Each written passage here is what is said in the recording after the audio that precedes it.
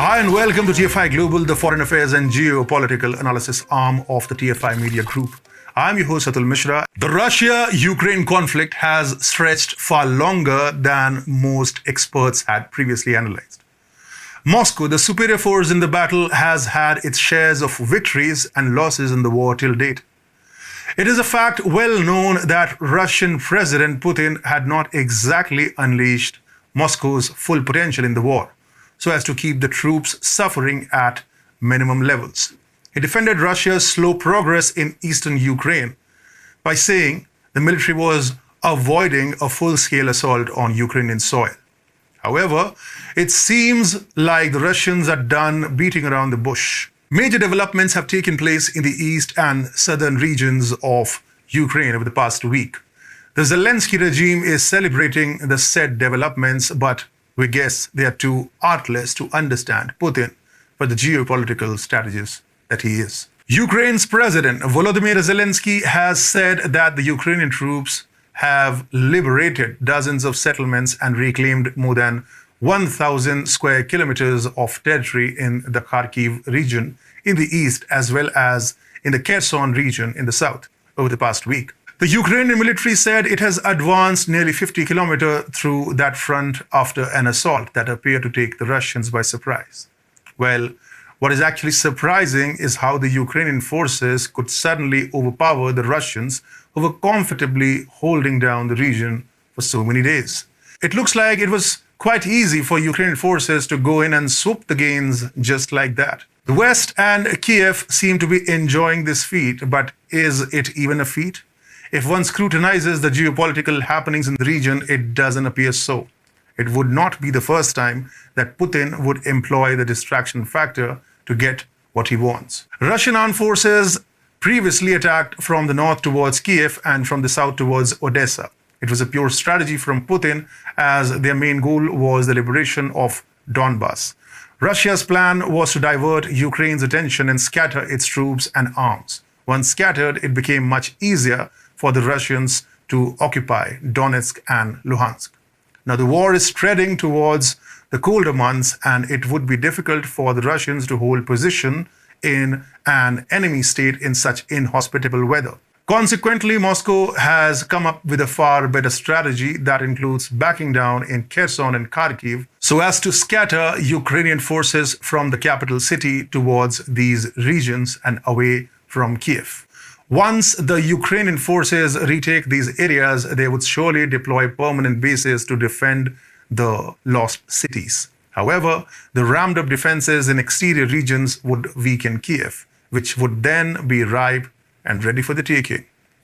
The Kremlin has already suspended all energy exports to Europe until Europe suspends all the sanctions. As a result, Europe is weaker than ever and would think more than once before further angering Russia by assisting Ukraine anymore.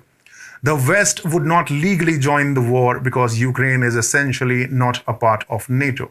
It is quite evident that Kyiv is on its own now, and with its forces scattered, it would be much easier for Moscow to capture the capital and put an end to the war. Therefore, it would be better if Zelensky contains his excitement and begs the Americans for personnel to fight his war. Otherwise, Russia will attack Ukraine during its weakest days, and the war will eventually come to an end. The Ukrainian President Zelensky seems to be frustrated owing to continuous losses he is facing in the ongoing war. Many have questioned the reason behind Russia's slow offensive in Ukraine and why isn't the Kremlin picking up pace. Putin previously defended Russia's slow progress in eastern Ukraine, saying the military was avoiding a full-scale assault on Ukrainian positions in order to reduce troop losses and was seeking to encircle them instead. It looks like Zelensky has assumed Putin's slow strategy to be Russia's weakness and has set his eyes on a land Ukraine lost in 2014. He has essentially declared war on the majority ethnic Russians of Crimea. But would Putin let that happen? Ukraine on Monday told residents of Russian-annexed Crimea to prepare bomb shelters and stock up on supplies as Kyiv presses ahead with plans for a major counteroffensive to drive Russian troops out of Crimea. Ukraine has long been threatening residents in the occupied regions to get ready and leave before launching a military campaign starts there. However, the recent warning is significant because it was directed at people living in Crimea, which Russia liberated in 2014, as compared to areas that Moscow took control of this year. Putin had already endeavored to protect Russian speakers in the self-declared Donetsk and Luhansk People's Republics of eastern Ukraine, which Russia had recognized as independent days before the invasion. Moscow now has a comfortable hold on eastern Ukraine, and Zelensky is showcasing his immaturity on the battlefield by going for the strong Russian strongholds, while Ukraine's self-proclaimed territories stay under Russian occupation. We ask residents of occupied territories, including the Crimean Peninsula, to follow Ukrainian officials' recommendations during de-occupation measures, said Ukrainian presidential advisor Mikhailo Podolyak. It is quite funny that Zelensky assumes that he could simply launch an offensive and Moscow would let go of its strategic access to a Black Sea peninsula. Moreover, the majority of Crimeans are ethnic Russians and support Russia as their rightful country.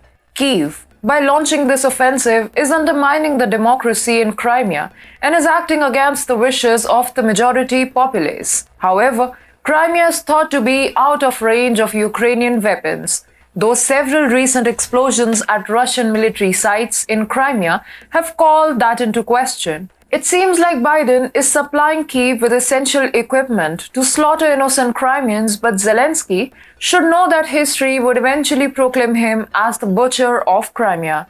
It is natural that the Russians would put up a strong fight against the invaders and would hopefully defeat them. However, Zelensky's plan to invade Crimea essentially puts hundreds of thousands of Crimeans in danger.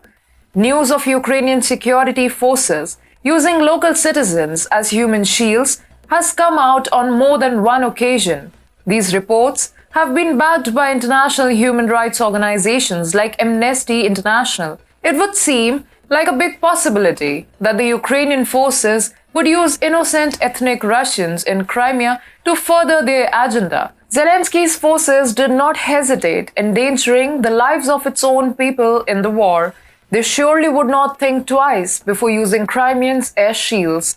Moscow would surely allocate its resources to protect the populace of Crimea. But who knows how far is Zelensky willing to go?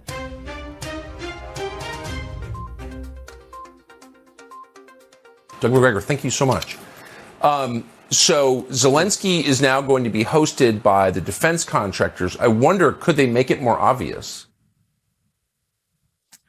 Well, probably not. Of course, when he meets with them, this entire war may be over. Right now, things are going very, very badly, which is why the Ukrainians are so desperate. The list, the so-called kill list, which has me and many other Americans on it, is simply a reflection of that desperation.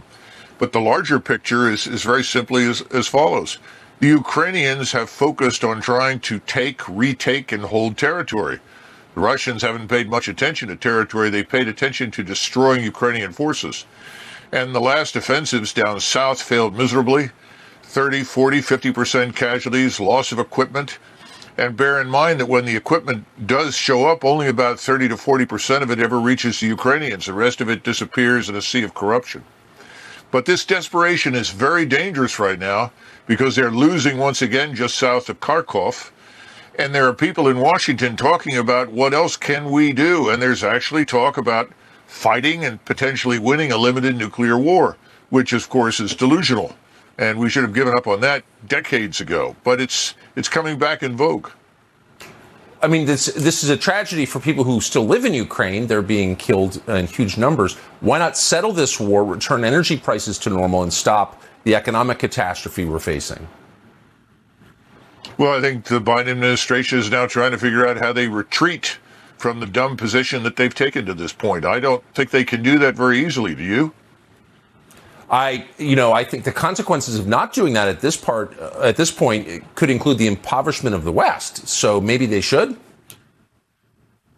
Oh, absolutely. But I don't see it happening. Yeah, I don't either. Colonel Douglas McGregor, named on the kill list by the Ukrainians. Thank you for joining us tonight.